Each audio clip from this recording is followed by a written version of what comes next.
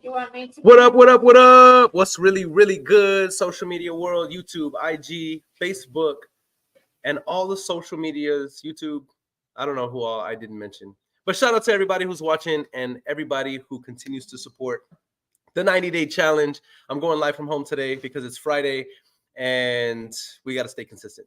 So with that said, this is the 90-day challenge where our objective is to generate $250,000 in gross revenue in 90 days or less. And the name of the game is to make offers on market with realtors, building relationships with brokers, making sure that we're compliant, doing deals, making sure that our escrow officers are paid, our buyers get deeply discounted pieces of real estate, and we are rewarded handsomely in the process by double closing, assigning, and creatively working these deals.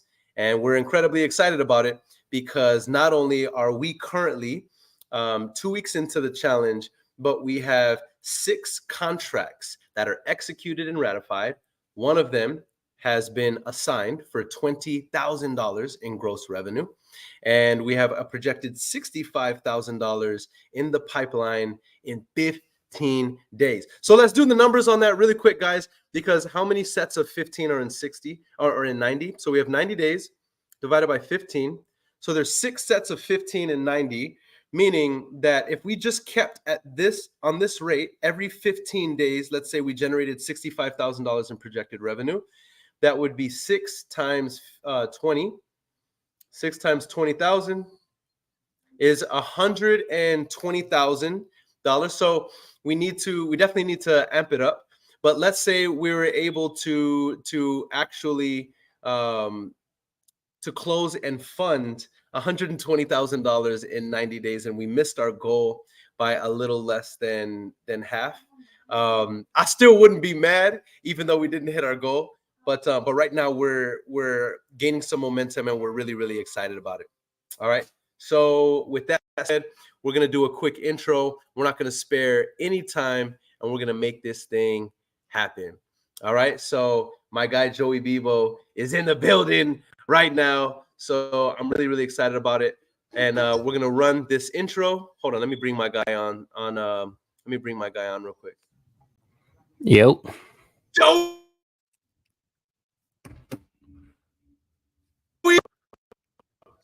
Oh, you froze there, Aaron. What's good? How's everybody doing tonight? Amazing, bro. Amazing. I just gave our intro. We're going to do our intro right now.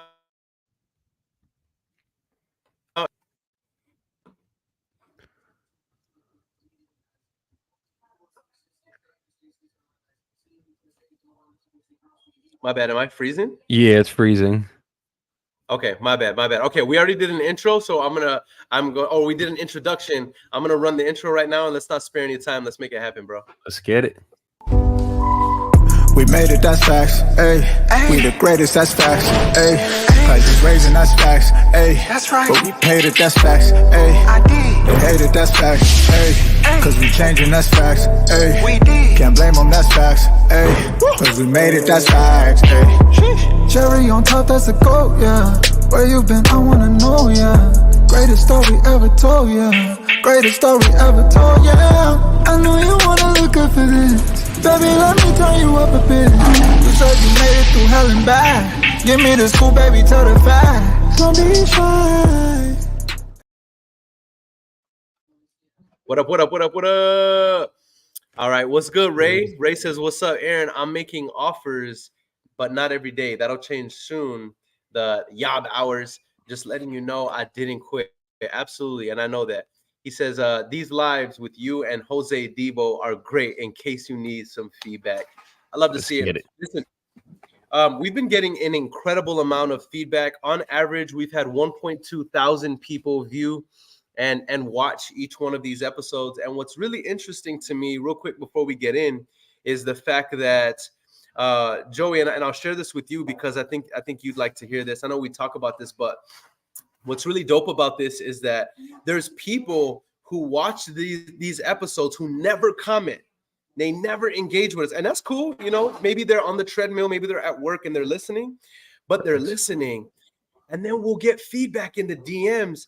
We've had multiple people in the last 2 weeks that have said, man, I've been following. I've used the resource vault. I'm making offers. I'm getting contracts. I'm closing deals. And in fact, today I sent one of those to you because I had the time. I just went ahead and screenshotted it and I sent it over to Joey. And I was like, bro, like I just wanted him to see, some of the feedback that we're getting. But it's insane. It's insane. So shout out to all It's you guys who impactful, watched it. bro. Yeah, facts. No, And we this shit said that keeps this me was going going. to be the case. No, it's literally what we said. We said this was going to impact a lot of people. I mean, I had some people hit me up like I was at the end of the road wholesaling. I've been cold calling forever, just wasn't working. And now we gave them more gas because now they say you don't got to be on that dialer. You just got to call some realtors, find some good deals, and lock them up, and you'll get paid. Yep, 100%, 100%. And I hope you guys are learning from this. And I always say this, and you'll hear me say this for the remainder of the challenge. And that is that I hope that you gain from this that me and Joey are doing this live, calling realtors. We're making mistakes right in front of you. We're slipping up. We're messing up on the script. We're accidentally doing and saying the wrong thing. I already had to cancel a deal. We've already canceled the deal, right? So you're watching us do this live, and we're showing you if you take anything away from these lives, it's that you don't have to be perfect to win, but you got to get started and you have to stay consistent. For example, today there's been a few times in this challenge, the last 2 weeks we've been going live, that we've had to pivot and go live in the evening time, but we're not missing any days. We're not missing our practices. We're still meeting together every week. And we're staying consistent, and that's how we're going to reach our goals. So I hope you guys are gleaning from this that you don't have to be perfect, but you do have to get it done. And you got to be consistent. Yep. As Facebook user says, missed one episode. You guys are killing it. First on the live tonight. Let's go. Get it. Shout out to y'all. All right, Joey, let's not spare any time, bro. We only have a few minutes. Let's get it. Let's go ahead and start making these calls. 4 contract week, by the way, for the boy. Say it again. 4 contract week for the boy. I thought I had 3. We actually have 4 contracts executed, ratified. Executed and ratified? 4. 2 yesterday, 1 today, Joey. and then 1 the day before.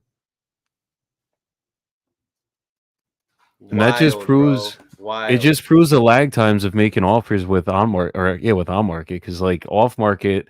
Aaron was with me the other night when we were doing some off market calls, and I got one locked up literally like not on the call, but the next day the guy signed it. I almost had him locked up on the call.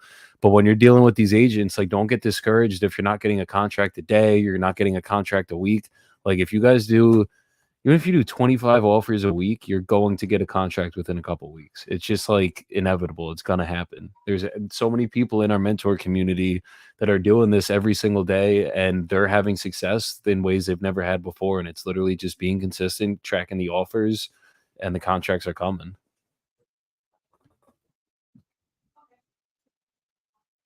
Facts. I talked with here's an update from the community. I got this because I'm in the chat. Look at what it says. It says I asked them, I'm like, hey, where are you at in the on market challenge? This is DeMarcus Maybury. He's out of Atlanta, Georgia. He's in our community. He's doing this challenge along with me and Joey and about 55 other people. And we're at 2. He's at 2 on market deals right now under contract. One has already been assigned for $6,000, and the other is being marketed right now for a $15,000 projected profit conservatively that he just got contracted. All right, get it. I'm telling you guys, it's changing people's lives, dude. This is no small thing. This is really, really cool what we're doing. There's so many implications of this. I could talk on it forever, but I know we got to get to this action because it's already the evening. But beautiful, beautiful. All right. There's power with not having to spend money to make money. Yep. A lot of power in that. Let's start calling.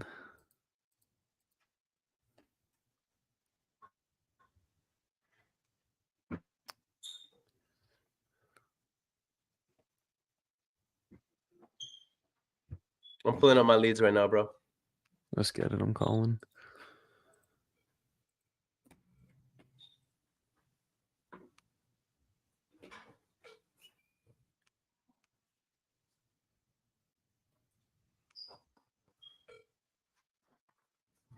This one's already pending, but let's see if I could build a relationship here. Hey Joey, I'm from home today, so I think I'm from home today, so my Wi-Fi is lagging a little bit. I'm gonna restart my computer and leave you here, and I'm gonna come right back, and hopefully I have a less lag time. But I'm gonna be right back, and I'll leave you here.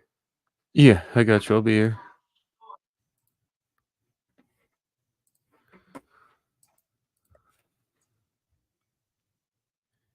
Three, two.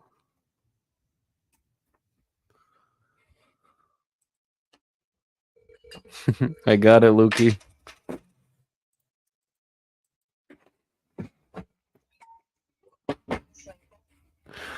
Hi, my name is Joseph. I was calling about the listing you had on Frankston Highway.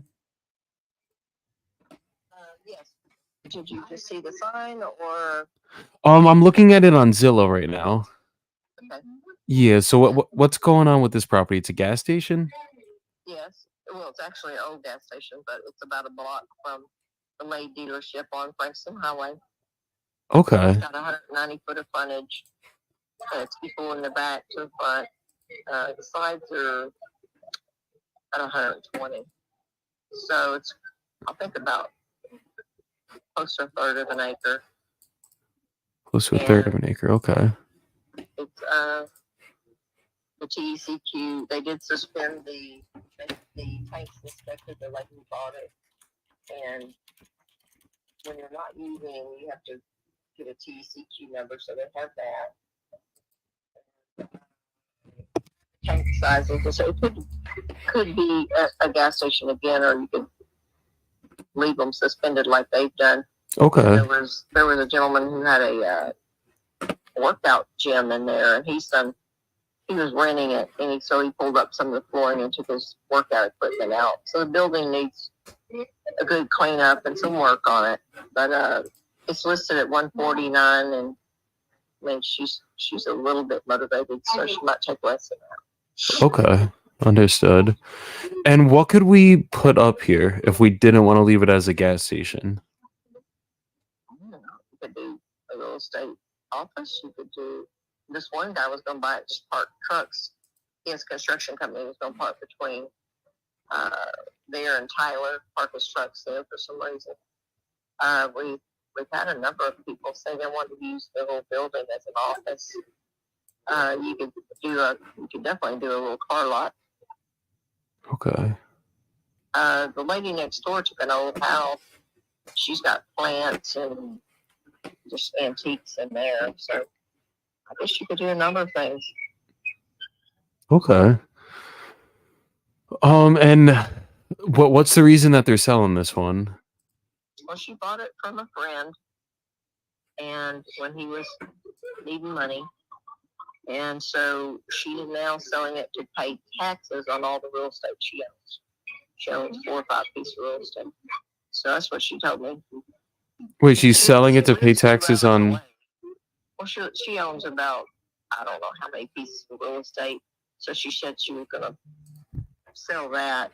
I think it's really to kind of,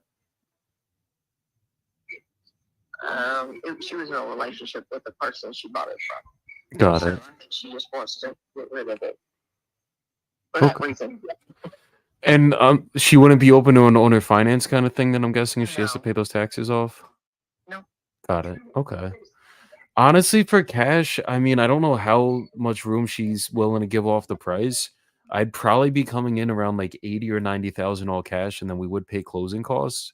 No, she's been offered more than that already. Got it. Was it above 100K? Yes. Understood. But she's more in the 130 realm. I don't know that. I'd take it to her, but that's her. And were these ones recent that came in above 100? Recent as in past few months. Okay, but anything in the last couple weeks? No. Okay. Is there any way you could just present an offer at 90,000 with us covering the closing costs, and then not? No, sir. She wouldn't be open to that at all? No, she is flat out told me if it's below 130, she wasn't interested. Got it. Okay, so she's not too motivated then. Well, no, she's not. She owns her own business, and she's very wealthy. So she's wanted to sell off this property to pay taxes on the other property. That's all. Understood. Okay. Well, this might not be a good It was fit. a love interest. Yeah, it's not. Doesn't sound like a good fit. No, it's okay. But do you have other properties, maybe residential stuff, or do you mainly focus on the commercial side? I don't have anything in Princeton. Okay, but in Texas in general, do you have anything that would be good for investors? Well, I have a couple commercial listings. One on Highway 105 that's 13.5 acres, Okay. and it's $1 million. And then I got one on FM 149 in Montgomery, Texas, that is 800,000.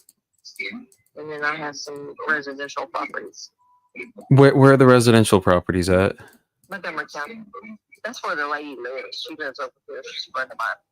Okay. And these are all her properties that she's selling? No, just different clients. Got it. Got it. Okay. And what's going on with the residential properties? Are they singles, multifamilies? They're all single family. Okay. And are they properties that need work? Are they fixed up? No, they're ready to go. One's on a golf course in Naplestown. One is so that one just went under contract. I have another residential place over in Lima. And are these all going for retail, or is there room for me to make money as an investor on these? These are not specials. Got I it. think the best one I've done is that one you just called about. And to me, I think they're buy and hold or lease out the little building for somebody to use it, would pay taxes and spend some on it because the taxes are very cheap. Actually, put a fruit stand or whatever they wanted to do in there. You could probably do more than one business with 190 foot on the frontage there.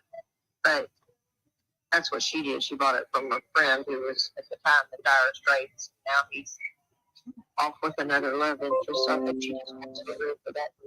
Okay. Can I just place you on a brief hold? I just want to talk to my partner and see if maybe I could come up a little bit more on price on this one. Sure, you can call me back. Okay. I mean, could you give me like a minute? Okay. Okay. I'll just call you right back then. That'd be fine. Okay. Take care. She said, I will absolutely not present that offer.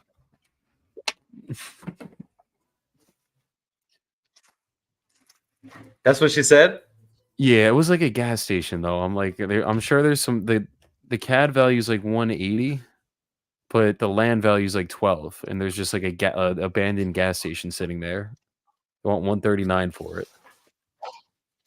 She wants 139? Yeah, it's been up for 55 days. CAD value, like I can't find it on Propelio, but on PropStream, the tax assessed value is 196. But the land value is only like, where's the land value? It's only like 13 grand. And I feel like we kind of got to just value this for the land, not the assessed. What I would do, what I would do on this one, and this is kind of a long shot, but what I would do is I would offer 65% of the 60% of the listing value. So whatever it's listed for, offer 60. The only reason why I would say that is what it's because listed for, though. My bad. Yeah, the reason why I would say that is because we underwrite commercial based on what it can cash flow. And we don't have that information right now. We don't have enough information to do that research. We have to talk to commercial brokers and do our due diligence. At this point, I would shoot from the hip and make an offer 60% of what it's listed at. And if it doesn't make sense, then let's just keep it moving and shoot for the that's what I already did. That's literally what I already did. I offered her 80 to 90K, and I'm like, like that. So that was one of like we think alike, bro. Exactly. I just threw out. I was just like, I'm just gonna come in like a lot lower than it's asking. I looked at the CAD value. I'm like, I'm coming in way below that. But yeah, that one's. I like cookie cutter deals, bro. I don't like this stuff like a gas station in the middle of nowhere. Like I'm that's a stressful deal. I don't need stress. I need ease. Facts. Facebook user says, "Is there still gas tanks in the ground? Got to pay big money to get them removed." That is facts right there. I've done gas station deals before, and you got to do environmental, checks and all sorts of stuff. And she wasn't down for the owner finance either. I asked. She's like, absolutely not. I'm like, okay. My bad, I asked. Always ask owner finance. I'm starting to learn. You never know when they're going to say yes, and then you have a great deal on your hands. I think you want it last. Is it there? There, or the car. Yo, my boy Luke's in the comments right now, the one that said EPA involved. He has his first deal locked up. He's about to get a 20K assignment on this thing. He literally has the assignment sent out right now. First deal ever. Yo, let's get it. Bro, that's crazy. Shout out my guy, Luke. Let's get it.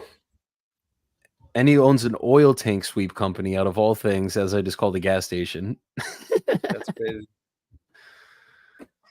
If any of you guys are investing in North Jersey, honestly, most of New Jersey and New York, there's a lot of oil tanks. So that's one thing you guys always got to watch out for here in Jersey. Like there's an oil tank in the ground and it's not running. There could be environmental contamination, and it could cost like $100,000 to do soil remediation. Sometimes it's just like very big ticket item you don't want to deal with.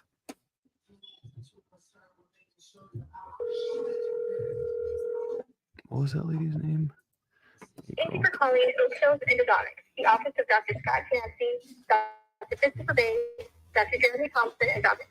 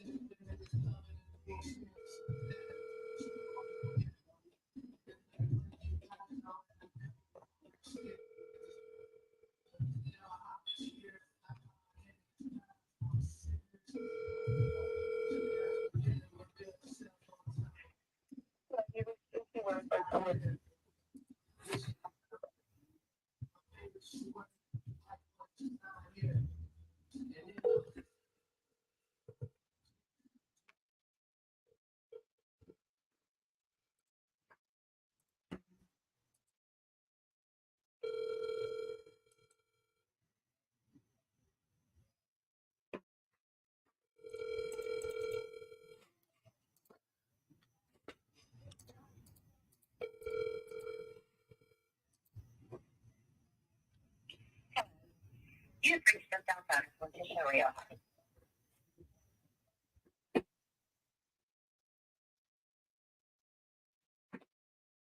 Aaron, if you have other wholesalers that send you a deal, will you make them sign an exclusive JV with you, or do you literally just bring a buyer and then get paid that way?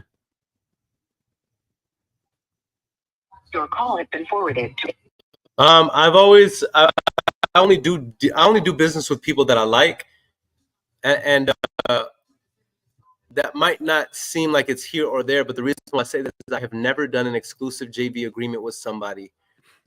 I always just give. Now, by the way, I'm a little bit weird. I don't think that that's a good idea for everybody who's listening to this. Do an exclusive JV. I think that is the responsible advice for me to give to people, but I don't, because I will only do business with you if I like you, and I know that the contracts are only as good as the people that sign them.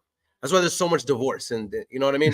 That's a fact. People promise things all the time and say things all the time. I only do business with people that I like. I've never done an exclusive JV agreement. The way I do it is you bring the seller, I bring the buyer, and then we'll both be on the assignment and the special provisions being paid out. We're both on, you know what I mean? My bad. What about when a wholesaler wants you to tack their fee on top? When the wholesaler wants to tack their fee on top of mine? I have a deal for 100K. I'm putting out for 150. I'll let you sell my deal, but you have to add your fee on top of that 150, but you have no idea what I have the contract for. Mm-hmm.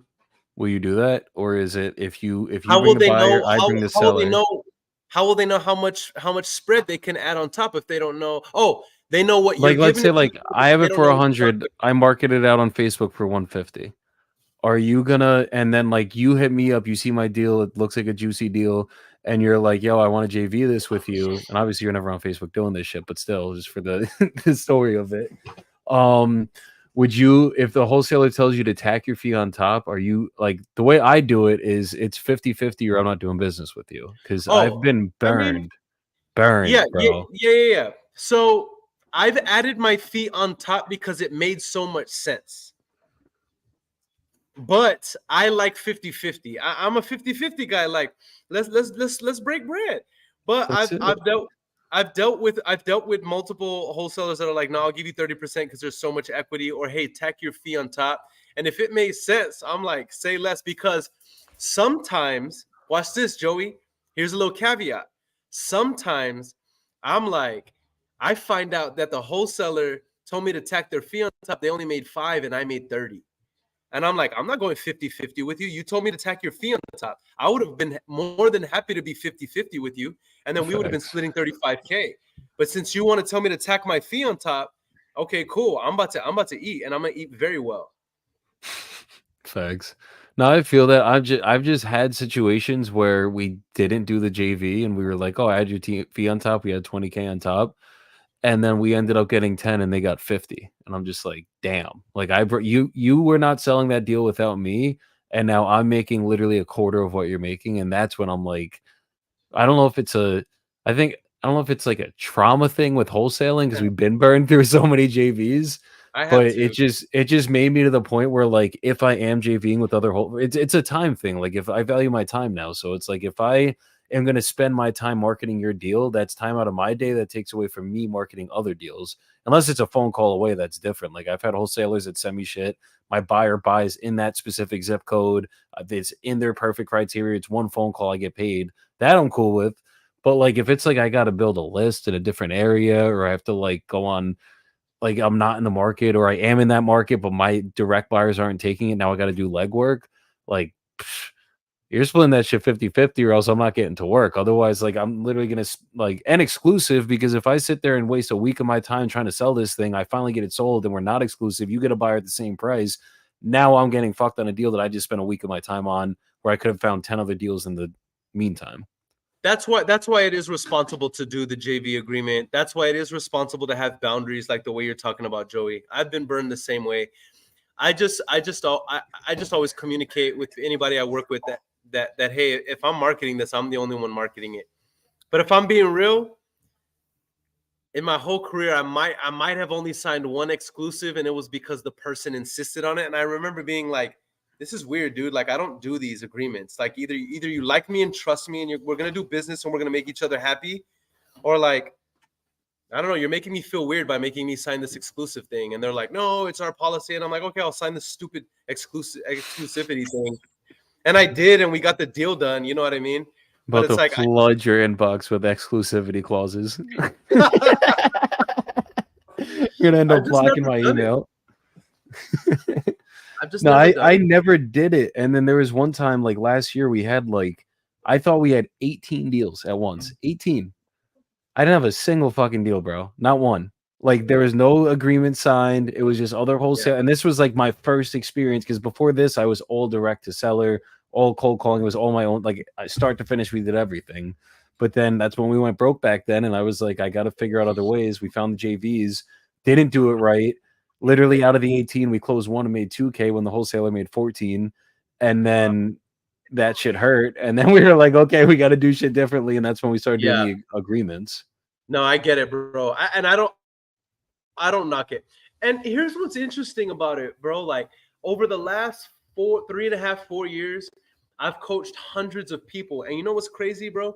Even though I the same fundamental principles, there are 1,000 ways to skin a cat and to do this business and still be compliant and still be, successful in your market, in your niche. So this is great. This is great for people to hear these perspectives. And I respect it. I mean, I don't knock it.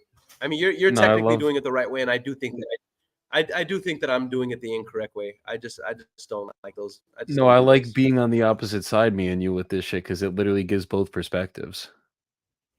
Yep. Yep, I'm with you. All right, next one. Let's keep the calls going.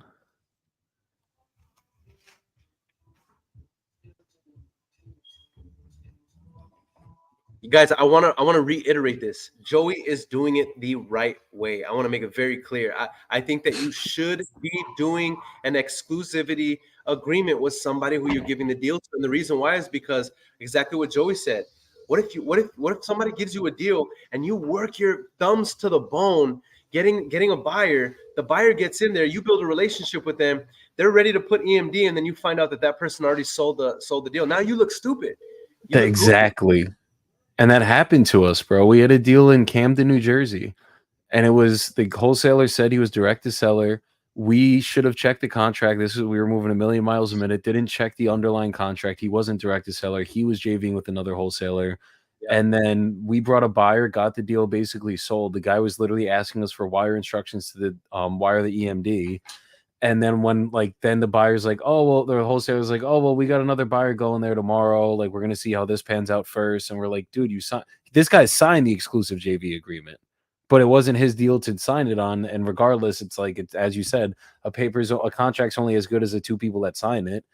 So we looked so stupid on that deal. Like, we literally brought the buyer there. He was good to go. And we never ended up selling him the deal.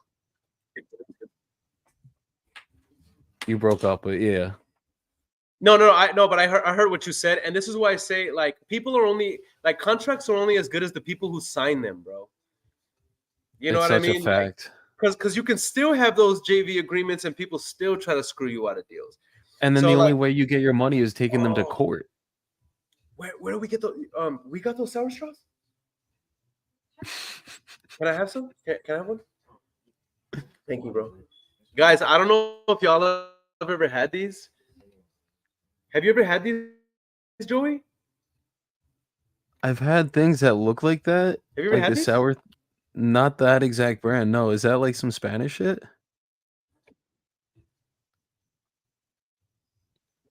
Yeah, I mean it's big. It's huge in Texas, or anywhere where there's a Hispanic population. They're like sour. They're like sour belts. They're chewy, bro, super good. I don't have a sweet tooth. I'd rather eat carbs than sweets. Ice cream though, I'll eat every day. But usually with candy and shit, I stay away from that stuff. I do too, bro.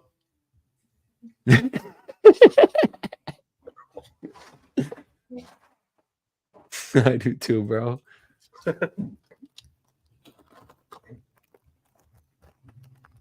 She's trying to make me fat, bro. Look, dude, if I lived in your house, I would be morbidly obese with the shit you guys eat. It's crazier in this good a shape, bro. You hear what Joey said? No, I didn't. Joey's like, if I lived in your house, I would be morbidly obese. Hi, is this Marissa? No, this is Minerva. Oh, Minerva. I'm sorry, Minerva. I was calling about your listing on 12th Street. Yes, how can I help you? Is that still available right now? Yes, it's a 3-bedroom, 2 baths for $189. 3-bedroom, 2 bath for $189. Okay. And what's going on with this property condition wise? Does it need any work? Not really. It's in good condition. Okay. Has anything been updated though? Paint so far and nothing else. Nothing else. Okay. So are all the electrical and plumbing HVAC original to when the house was built in 1950? What exactly you need? I'm busy right now. Okay. Do you have another minute? No. Okay. I'll call you back tomorrow then. I just wanted to make an offer on the property.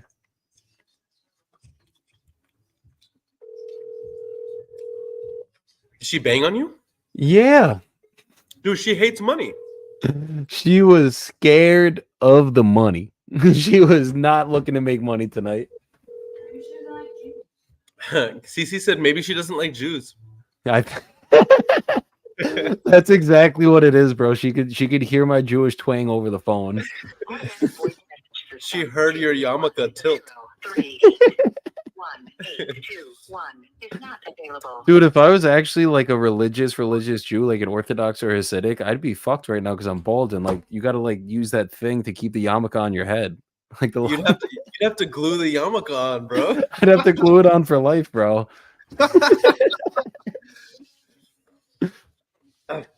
That's Those of you that don't know, Joey is half Jewish, half Italian. And I am half black and half Mexican. So you got we're a weird tribe, bro. You got some diversity in this chat. We are a Joey's a pizza bagel. I'm literally a pizza bagel. And Aaron is I'm a black bean. you're a jerk chicken burrito. Bro, that is actually pretty accurate. Jerk chicken burrito. That's actually pretty accurate because the black side of my family is from the Caribbean. Exactly. Wait, that's actually spot on, bro. And then or you're a jerk chicken flauta. I don't know. A jerk chicken flauta, stupid. That actually sounds really good, bro. I'm not gonna lie. Bro, jerk chicken anything is fire, honestly. Factuals. When I was on my rice bowl diet, I was making like jerk chicken with chicken thighs, bro. Ooh. Yes. You would not bro. Oh, that you would sounds not like know it my hits. complexion when you were eating that shit.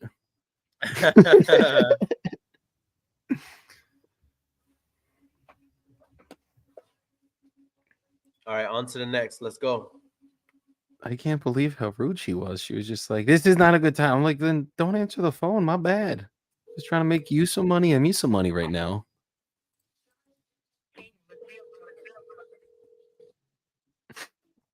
Juan Velasco.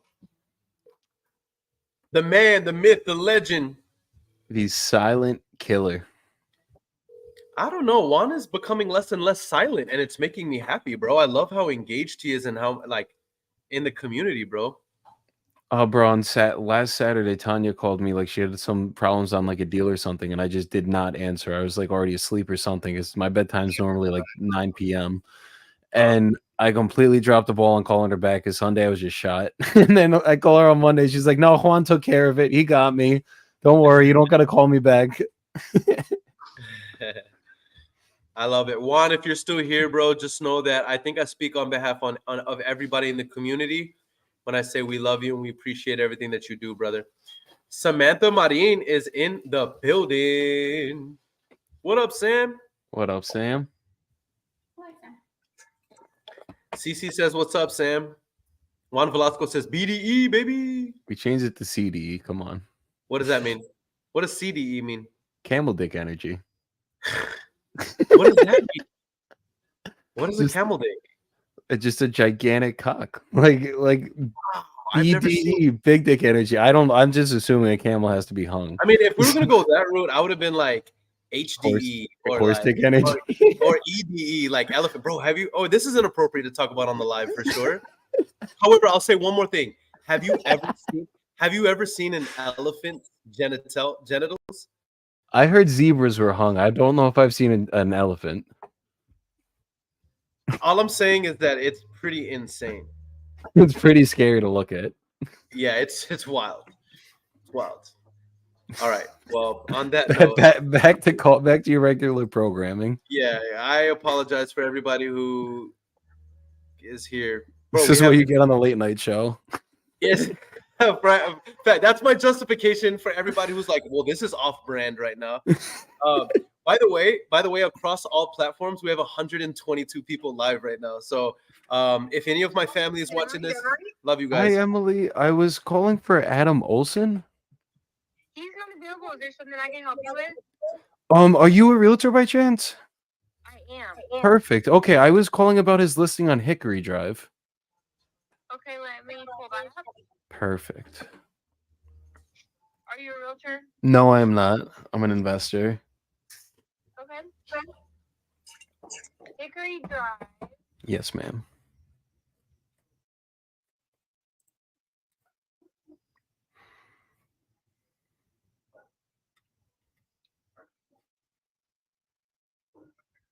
In Morgan's Point Resort.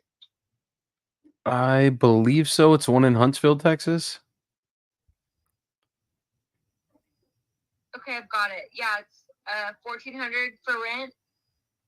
It's currently rented for $1,400 right now. It's not currently rented, but it is for rent. Is there something I can help you with? Wait, are they not selling it anymore?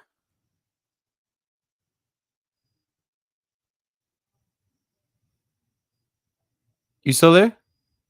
I'm here. I'm just looking at the list. Okay.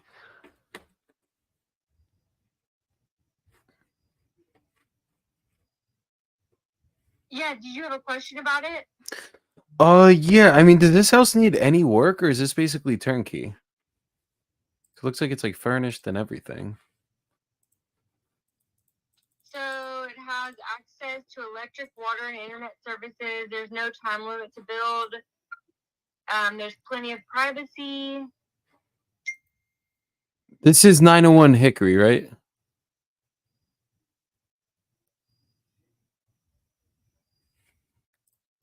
Let me see. Hold on just a second. Sounds like she's talking about some land right now.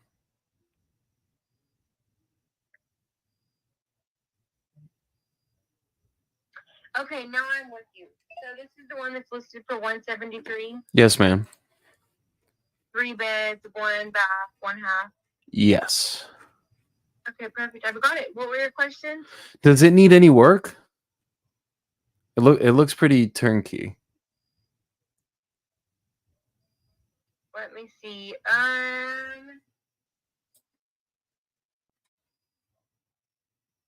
Yeah, it should be pretty turnkey, but I can give you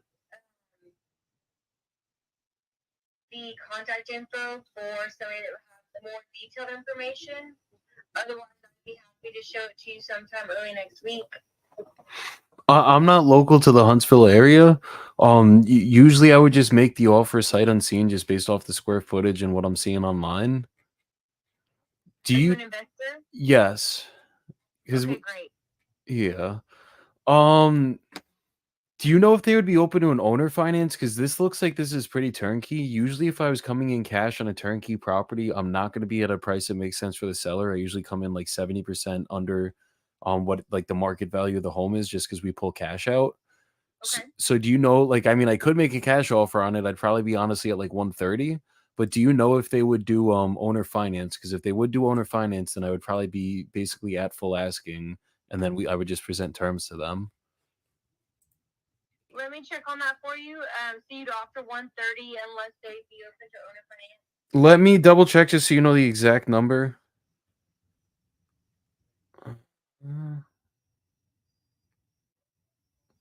I'd probably be like 110, 115 if it was all cash, and we would cover the closing costs. Okay, great. 110, 120, you said? To 115. I think 115 would be the highest we'd be willing to pay if it was a cash deal. Okay. Yes. Well, let me check on that for you. What's your name? Joseph Bibbo? Can you spell your last name for me? Bibbo? And I can reach you back on this number? Yes. And do you have any other properties that are good for investors right now? We do. I can look into it and send you some options if you'd like. Perfect. I'll shoot you over my email. Do you have stuff that like you're direct to seller on, or are these just other listings that you could find? These are our team. Like, if you look up Adam Olson team, these are our team listings. Perfect. The other options in the area. Yeah. Typically, I would just prefer stuff that like your team has. Perfect. Yeah, absolutely. Beautiful. Joseph, can I reach you back on this number? Yes, you can. This is my cell phone. Okay, great. Yeah, we'll be in touch. Okay, thank you so much. And I'm sorry, what was your name again? My name is Emily. Emily. Okay, thank you so much for your help today, Emily. Thank you. Take care. Okay, bye. Have a great night. Bye-bye. I just have to say that Bianca is legitimately hilarious, bro. Like whenever you look at the things that Bianca says, and in the comments, it's legitimately hilarious. Oh, But anyway, I know. she's she like, has me crying every day. bro, she's like, you're doing the teacher hand gesture to cover the chewing. Or you're like it's so oddly specific.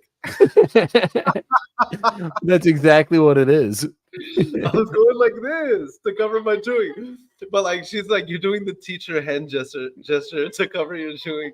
That's so hilarious. So the teeth looking white, Aaron. Thank you, I appreciate it. Actually, but that's a catfish, bro. Like in person. So 2 things. Everybody says that, oh, Aaron, your skin is silky smooth and you're so white. Catfish, bro. I promise you, if you saw me in person, all of you 135 people who are watching this live, My skin is dumb bumpy. I have a sty on my eye right now. I have dumb amounts of bumps here. I have a 5 o'clock shadow. My teeth are yellow, but I have white lights here. So if y'all saw me in person, y'all would be so disappointed with me. Yeah, There I should look be there should be a exactly the same. disclaimer. There should be a disclaimer at the bottom of the screen that says objects may seem prettier on camera than they do. I'm the opposite, bro. I'm like just all natural light right now. Like I look exactly how I look in person right now. You're a handsome devil, bro. You're a handsome devil. Facts. I'm just A telling bald, you, handsome like devil. those of you, those of you who are watching, just know that if you meet me in person, like you should expect that, like, to be disappointed. Can I tell the story of the first time that we had our call? Yeah. Oh yeah. Say it. Yo, so the first time me and Aaron did like our onboarding call for the mentorship group, like I have no idea who Aaron Bevins is yet. Like literally never met him, never followed him on social media, like none of it. And I know he hates that, but he's like, come on, man. But so I got connected through Q, and I'm on this call with him, and Aaron gets on, and like he has like the background like blurred out or whatever, right? And I'm looking at him, and I'm like sitting here like, I'm like, yo, is this real? Like, is he like a real person, or is this like some AI bot or some shit right now talking to me? Because like he looks so perfect on camera, like how he looks right now, and I'm just like, no, there's no way this is like the real Aaron Bevins. I'm like, he got like some like AI shit just talking to me. These guys are just selling me right now. Like, fuck, what am I getting myself into right now? That is so hilarious, bro. And the thing is, Joey didn't tell me this until like San Antonio when I met you. Yeah. like a couple months later. We had to become boys first. So I was like, all right, I'm not just gonna tell you looked fake the first time we met. Like, hey, Daniel. Yes, sir. Hey, this is Aaron. Can you hear me? Yes, sir. I can hear you. My apologies. No, you're good. You said this is Aaron? Yes, sir. Yes, sir. I was calling about the listing on Avenue V. Okay. Yeah, I just wanted to see if it was still available because I might be interested in taking that one down. Okay. Yeah, no, that property is still available. Awesome. I hear a baby in the back, and I know I'm calling a little bit after hours. Do you have a few minutes right now? Can we talk about it, or do you prefer I call you back? Yeah, I can talk about it here shortly. Okay, and I'll be fast, brother. I know you're it sounds like you're with family. I just wanted to ask you a couple questions. I can even make the offer right now. Okay. Can you just tell me a little bit about the property? I mean, it looks. I love this area. We've bought in this area before. Can you tell me a little bit about the condition? Yeah, the condition isn't the best. Okay. The foundation might need some work, new flooring, new kitchen. Okay. Things like that. But yeah, I would just say, yeah, like those from walking it, from what I saw. Okay, got you. And so how's foundation on this one? Because I know in this area, foundation sometimes can be an issue. Mm-hmm. Yeah, it's not the best. Okay. Walking it, you can for sure see that it does have some problems with foundation. Okay, got you. All right, and then what about HVAC? That I'm not 100% sure on. I don't recall. It's been a minute.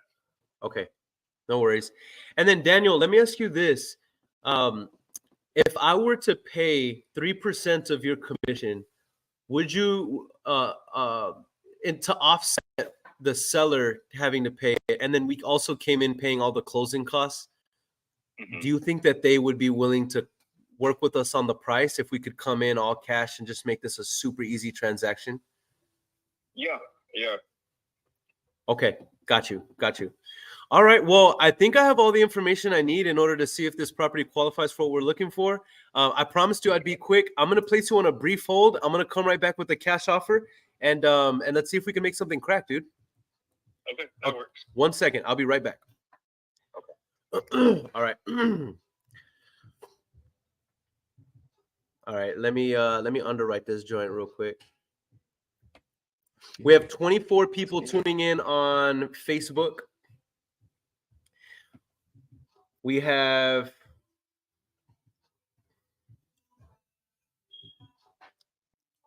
a handful of people on IG. Shout out LinkedIn. We have a bunch of people on LinkedIn. We love all of you guys who tune in, and thank you guys for always showing love. You guys are keeping us consistent every day. Seriously.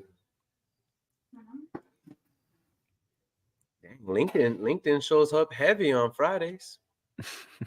All right, so I think on this property, based on what I'm seeing, it looks like I can be all in, pay all closing costs, and be all in at 70,000. It's listed at 110. I can move it for 90. That's a $20,000 assignment fee. Let's see what my guy Daniel says. Hey, Daniel. Yes, sir. Hey, so it looks like just given the market in this area and the amount of work it needs, I would love to buy this property. I'm not going to lie to you. My underwriting team is saying that I could come in at $70,000 to $72,000 cash.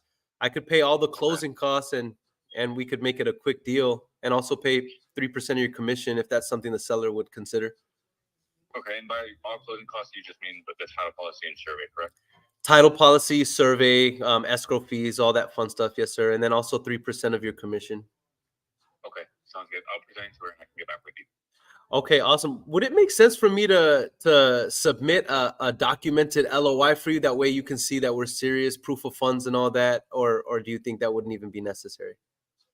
No, the seller's pretty easily. I trust you guys. You know, if she says yes, you know, we can just, you know, you guys send over the offer and we'll get it signed.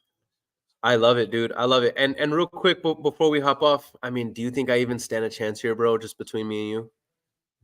I know she's motivated to sell, and you know, I believe possibly I can get back with you though, and you know, at least you know, I'll be honest and you know, tell you what she says, but you know, I would say maybe 50-50 chance, to be honest. I like those odds, dude. And Daniel, I like your energy, bro. The fact that you answered on a Friday, it shows me you're a hustler. I'd love to build a long-term relationship with you, even if we don't do business on this deal, which hopefully we do. If you find any investor-friendly deals in the greater San Antonio land area, please send them my way. I'll pay your full commission. We're buying really aggressively right now, preparing for the market upswing that should be hitting in the next couple of years or so. So, okay. I do have another property if you want to look it up. It's in downtown San Antonio, Jefferson Heights.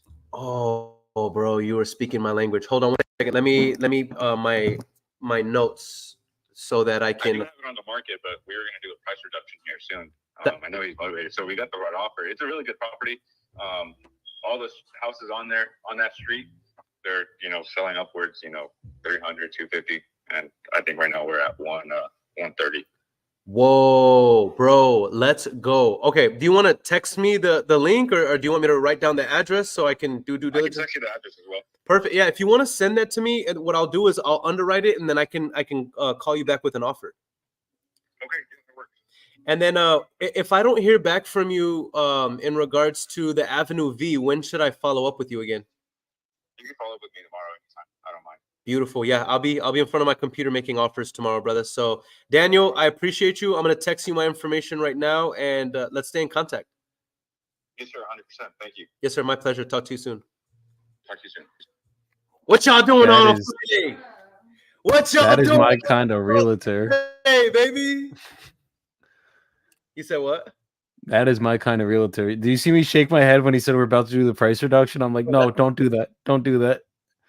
Because sales is psychology, Exactly. And even if your numbers make sense, and let's say you got that for 100 and you're going to sell for the 130, if he did that price reduction at 130, like you're literally going to have pushback from investors like, oh, well, it's listed for 130.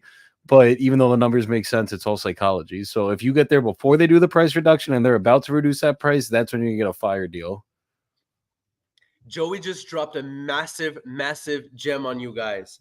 I would rather leave the price where it is, contract it where we need it, and now we're giving our buyers a deeper discounted deal from what's listed on the MLS, thus increasing our chances of selling the deal because they're getting a deal. Everybody wants a deal. Everybody wants a deal. Exactly. That's the dope thing about it. Yeah, and like smart. They buy at their numbers, but you might be able to push them for a little bit higher sometimes just based off of that. Like, dude, this thing was let's say it was listed at 170. I'm giving it to you for 130. Like, you locked it up at 100, but if they did that price reduction even at 140, they're like, oh well, I could have locked it up at 130, and then it makes it a less of an appealing deal to them. They That's feel like right. They could have done it, even though the deal could make perfect sense because they could have done it themselves. That's when they're like, "Oh no, just send me more stuff you got that you're direct to seller to." That's right. 100%.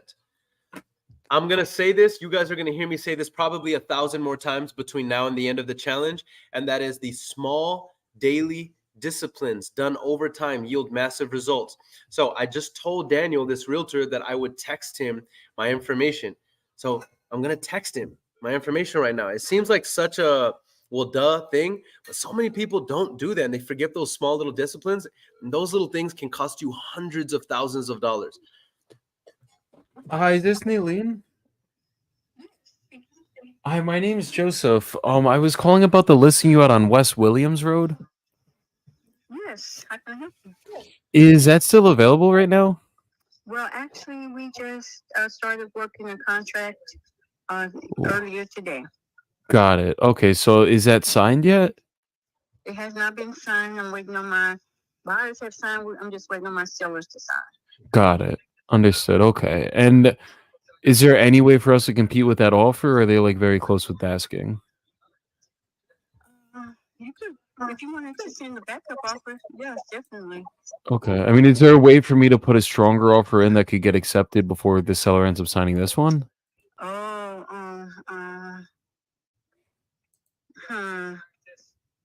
Well, what were you thinking of offering? I gotta do a little bit more due diligence before I give you a realistic number. So like, what type of work does a house need? This looks like. Well, I can say, yeah. If you haven't seen it, it's gonna need some flooring, paint, of course. Okay. It's not been lived in for about a year after the one of the owners died, and so it hadn't been lived in for over a year. Got it. So, and it's an older home, so it's gonna need some work. Now, I don't think it needs anything like roofing or any, being major, but it does need some paint and some flooring and what have you. Understood. Okay. And what would we get for this property on the back end if we wanted to look at this as a flip? That's hard. It's hard comes because that area is kind of semi-rural, if you will. I don't know if you've driven out there. Are you coming from out of town? Yeah, I'm from New Jersey myself. Okay. Yes. It's kind of hard because the area is kind of rural, so it's kind of hard to get comps. Yeah, I'm seeing that. We got to go a couple miles out, it looks like. Yeah, after, so maybe an ARB. I just kind of hate to say because I don't,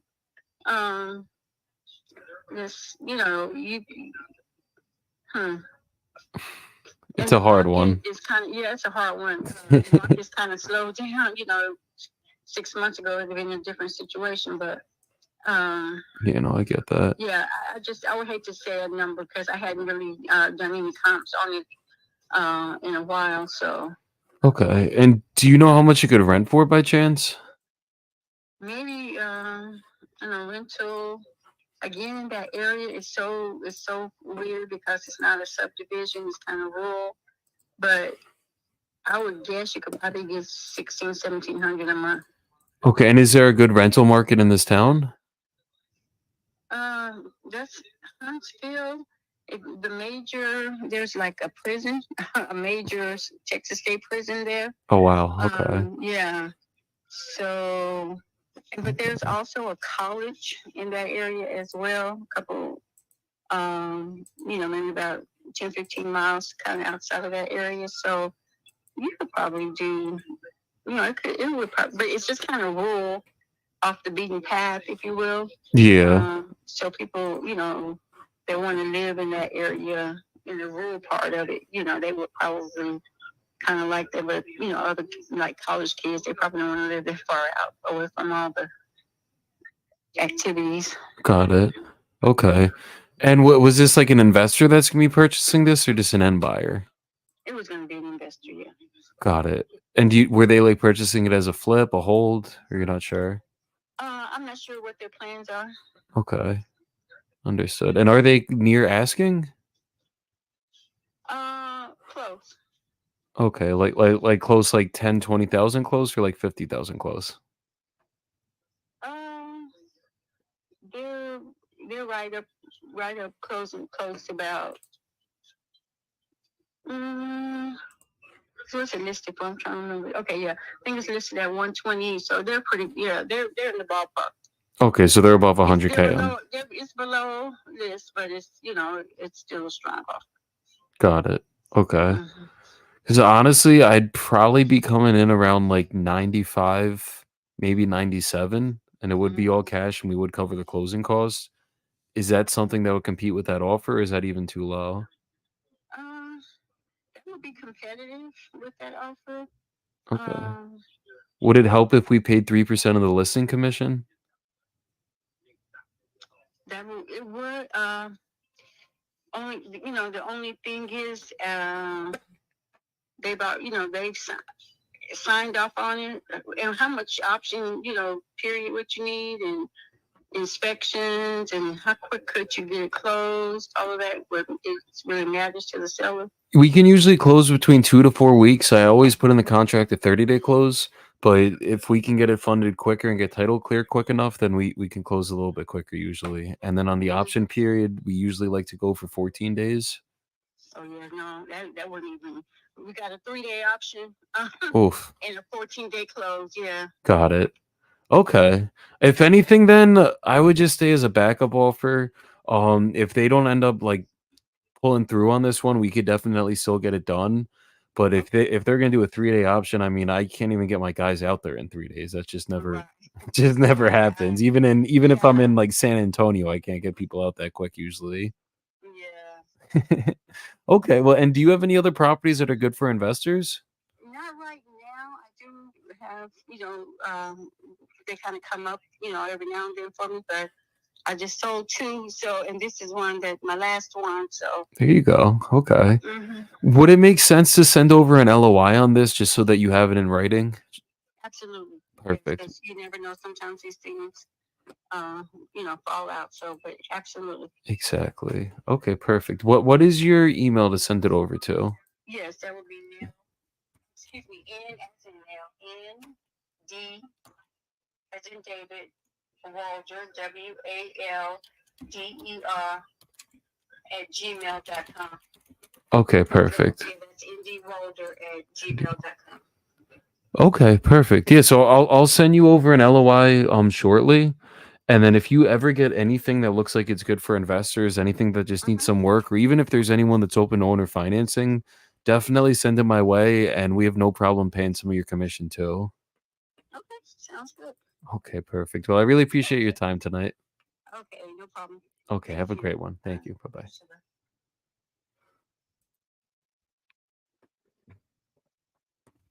I lost her number on the spreadsheet.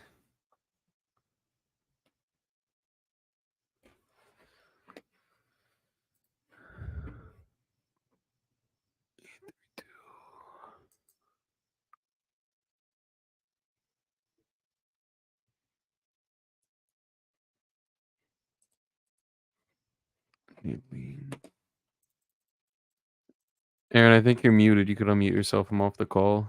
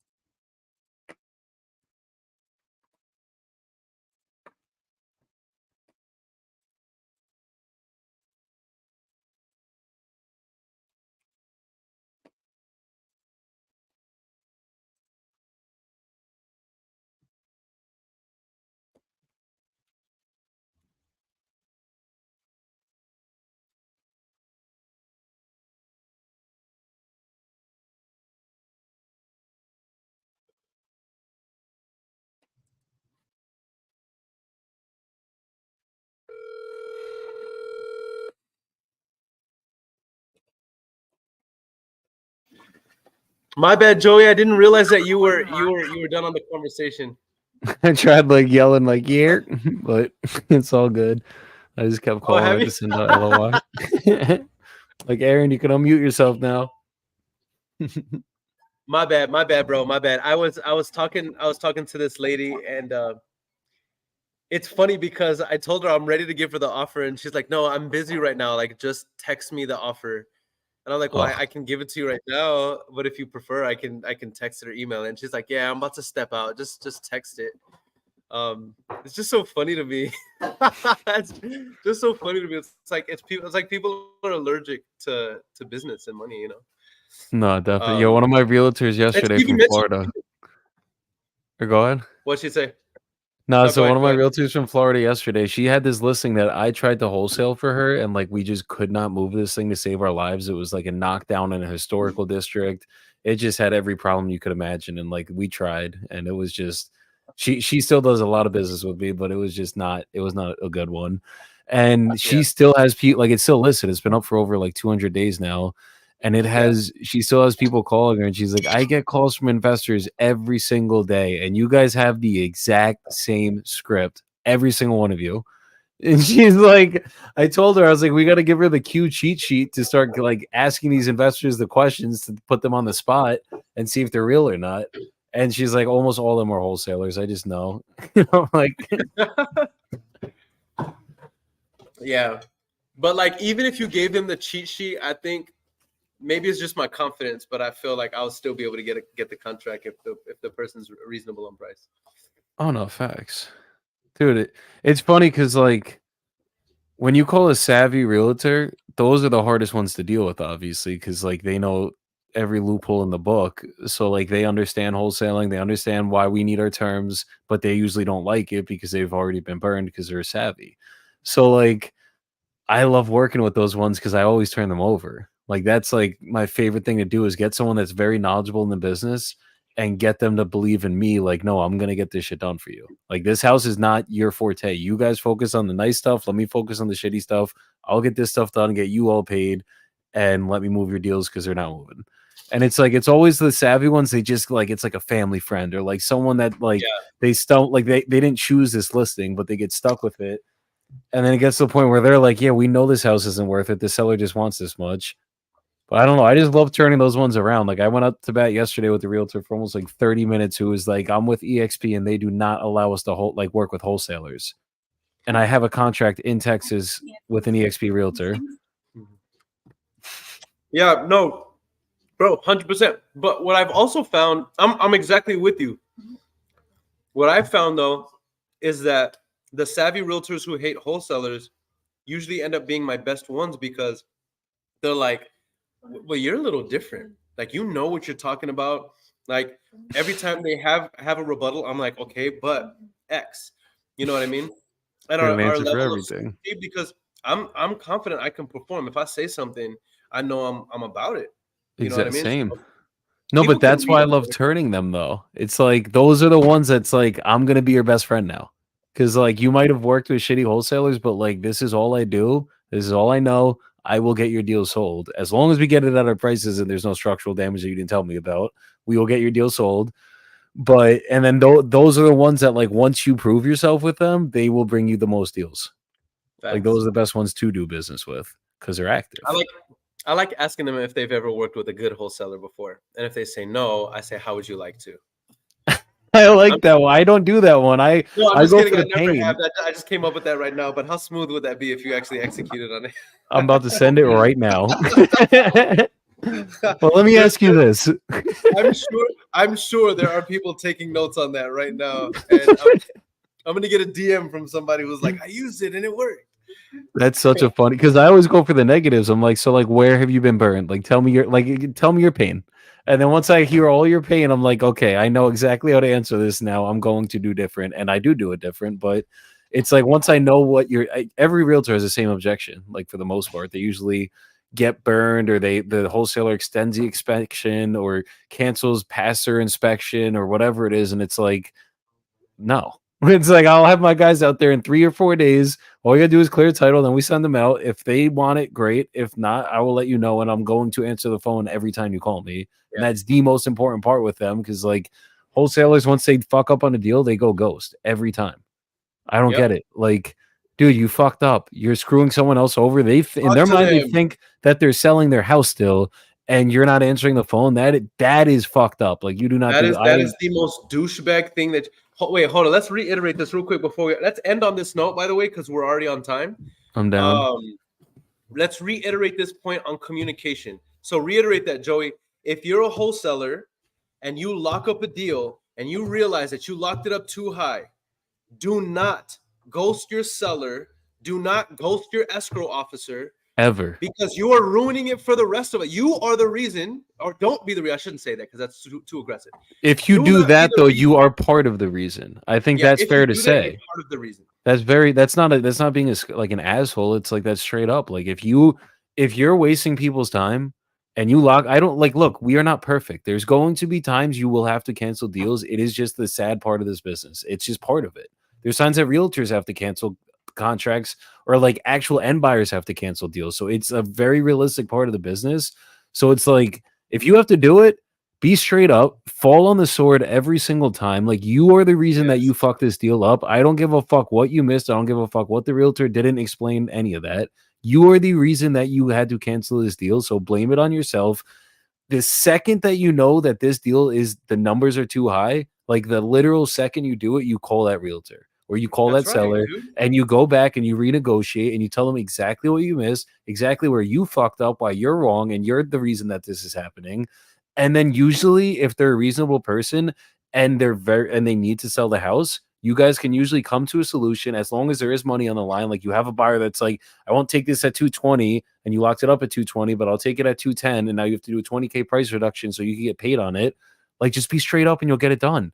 And if they don't want that price reduction, then cancel the contract in a timely manner. So now you're not wasting that person's time if they actually need to sell their house, and now they can go find a buyer that's actually willing to close on it. And then no harm, no foul. Like, at least at the end of the day, like, if they ever see you in person or want to shake your hand, like, they will shake your hand and respect you, because at least you didn't waste their time and do scummy shit when, like, cool, you messed up a deal. It's just part of the business. It's going to happen. And then learn from that and don't do it again. How weak and spineless do you have to be to make a mistake and then just ghost somebody that you're under contract? Guys, it's the most douchebag thing that you can possibly do. And this, you got to understand, guys, this is the biggest transaction that many of these sellers will ever do in their lives. And just to ghost them, like, that is so trashy. It's so like, trashy. how do you sleep at night? Like, that's where I think it's like, I would literally be losing I already lose nights of sleep anyways from the business as it is. And that's with doing everything. Like, I wear my heart on my sleeve with this business. But I think you go ahead. No, my bad. I was going to say, if I did people dirty on top of like already the stress that comes from being in this business and like managing multiple deals at once and like making sure shit gets to the finish line every time, you wouldn't last. You wouldn't last. You wouldn't last. Nobody has enough energy. Nobody has enough energy to sustain years and years of bad business. Is already hard. Like you said, Joey. Exactly. It's already hard. So to do bad business, that's why people don't last. But I love what you said, Joey. I just want to rephrase this, or reiterate it, not rephrase it, that it's okay to make mistakes. And I think that's what it is. I think that's what people need to be reminded. We don't need to be lecturing. I think we need to be encouraging. And that is, you know what? It's okay to have messed up on your numbers. Just go say that you did. Just go tell them that you did. That way they're not waiting to close, and then closing days is here. They're expecting $130,000 or $250,000 payday, and you never show up. Like, that's traumatizing, dude. That's not cool. Like that, like if somebody ever did that to one of my family members, like I'd probably show up at their front door. Like that, you just don't do shit like that in life. You gotta take care. When I meet someone, I want them to be better on the other side after meeting me. I'm not trying to meet people and have them like I put them in a worse situation than they started with me. Like that's just not the way to live life. And like, why would you want to live life like that? I just don't get it. But I understand the fear. Like, Yeah, trust I me, get the fear. Oh, I it sucks. fully get it. Like, it's the very, worst. it's not easy to sit there and be like, dude, I fucked this up. Like, I am Yep. wrong. However, once you get good at doing that, it makes every other part of this business so much easier, because when shit does go wrong on these deals that is unexpected, like, you just know how to fall on the sword, and then people want to do more business with you. It's that And simple.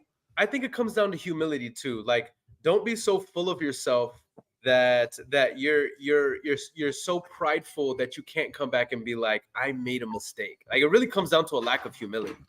Like, don't just ghost a seller though. But I love it. I'm glad that we talked about this though, dude, because I think that these are the little things, these are the little practices that make it possible for us to have sustainable businesses that grow from year to year. It's constantly putting out goodwill into the universe, constantly doing good by people, even if we make mistakes. Exactly. And you gotta, it's okay to fuck up. Like, that's just, I feel like that's the biggest thing from this whole conversation is like, Yep. don't be afraid to lock up a deal, because you're like, obviously put it in a flip calculator, do an actual calculation. Don't just like throw a number at a wall and hope it sticks. But if those numbers make sense on your calculations, and you see there is enough room for an investor to make money and you to make money, lock that shit up. Yep. And then if you go and like, maybe you underestimated the ARV, or you overestimated the ARV, then like, find that out within your inspection period. Don't wait until your inspection period is already over and now you're already like screwing someone else over. Like, they think that they're good to go and they're not. So it's like, just do everything in a timely manner. Just be organized and on top of your shit, but take action, and it's okay to fuck up. Like, that's the most important. Don't be like, I can't lock this contract up because if this cancels, I'm done. Like, no, if it cancels, you will do it in the timely manner, do it right, and then God will bless you with a better contract after it, and you will learn the lesson from it. So now you're going to be good going forward. That's the most important part. Yeah, I love what Jerry J. Pearson, aka the Trey Songz of real estate out of Houston. If you ever see Jerry J. Pearson, Jerry J. Pearson is so good looking that like, if he walks in a room while you're talking, like, you will stop talking. You'll be like, that's a good looking dude right there. But Jerry J. Pearson says that's how you learn for real. Transparency is key. 100%. Right. This is part of the business. Go ahead. I've learned the most lessons on the deals I've had to cancel. Like, I've learned so many lessons on my that really is. I've learned more lessons on my failures than I have on my wins. It's just a fact. Facts. Like, I've had many wins in this business. I've also had a shit ton of failures, probably way more failures so far than wins at this point. We're starting to turn that around. We're actually at the other end of it right now. But I've had to learn from failing forward, and I've had to be in these hard, dude. My first deal I ever was in, we were past our inspection period. We were past our closing date. Like, we had a buyer, we were assigned, but it didn't close for like an extra 2 months. And like, I lost so much sleep that in those 2 month period, bro. Like, it was bad. I did everything that you don't do in wholesaling when I started, because I had no idea what I was doing. All I did was took action. That was it. And it's like, so I get where people do that shit, but it's like, learn from guys like me and Aaron that like, we've done it and we fucked up, so you guys don't have to fuck up going forward. Yep. 100%. With that said, y'all, man, I like Soapbox Joey. I like the you need to be preaching more, bro. We need to we should have a topic that we spend 3 minutes at the end of each live and just do a quick little soapbox. That way people can have the benefit of watching us do this live every day on the 90-day challenge. But then also we drop some instructional, tangible, practical value that they can take home and implement right away, bro. Because I'm down. You just got me really fired up. I got myself fired up, honestly. look at what Danny says. She says Soapbox Joey is awesome. That's what I'm saying, Danny. And if you guys have ideas too, my bad, really quick. If you guys got ideas too, drop it in the comments, drop it on our DMs, whatever, and we'll talk about that stuff. We got you. Yeah, that's a good idea. I love it. With that said, I'm so excited. We had an average of 120 people live frame by frame, about 24, 25 people on Facebook, handful of people on YouTube, bunch of people on IG, whole lot of people on LinkedIn. We love you guys to death. Thank you guys for supporting. With that said, guys, today is day 15 of the 90-day challenge, and we are at six or seven contracts. One assigned for $20K. I don't know where we at projected revenue. I know it's over $65,000. and we are really building up steam, and we're cooking with hot grease. So we will be live on Monday at 11 a.m. CST, from 11 a.m. to 1 p.m. CST. We can't wait to see you guys there. Until next time, it's your boy Aaron Bevins and the one and only Joey Bebo. Let's get it, y'all. Let's get it. We made it, that's facts, ayy. We the greatest, that's facts, ayy. Prices raising, that's facts, ayy. That's right. But we paid it, that's facts, ayy. I did. They hate it, that's facts, ayy. Cause we changing, that's facts, ayy. We did. Can't blame them, that's facts, ayy. Cause we made it, that's facts, ayy. Cherry on top, that's a goat, yeah. Where you been, I wanna know, yeah. Greatest story ever told, yeah. Greatest story ever told, yeah. I know you wanna look up for this. Baby, let me turn you up a bit. You said you made it through hell and back. Give me the scoop, baby, tell the facts. Don't be shy.